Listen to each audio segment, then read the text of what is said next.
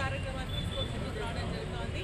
ప్రజల్ని మోసం చేసేటువంటి కార్యక్రమాలు మరి కాంగ్రెస్ పార్టీకి అలవాటు అయిపోయిందని చెప్పేసి కూడా నేను తెలియజేస్తా ఉన్నా. ఈరోజు ఆ రోజు ఏమన్నారు, అలా టీఆర్ఎస్ పార్టీ అధికారంలో ఉన్నప్పుడు ఎల్ఆర్ఎస్ స్కీమ్ని తీసుకొస్తుంటే మీరు రిజిస్ట్రేషన్కి మీరు డబ్బులు అడుగుతూ ఉన్నారు.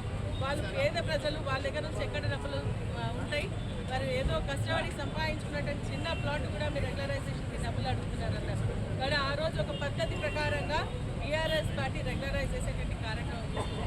ఆ రోజు 2 నెలలు టైం ఇచ్చింది వాళ్ళకి. ప్రజలందరూ కూడా దాదాపు 2 నెలలు టైం ఇచ్చి అక్టోబర్ నుంచి మన ఆగస్టు నుంచి అక్టోబర్ వరకు టైం ఇచ్చి ఒక 1000 రూపాయలు ఇచ్చి డాక్యుమెంటేషన్ చేయించుకునే విధంగా 10,000 ఇచ్చి రెగ్యులరైజ్ చేసి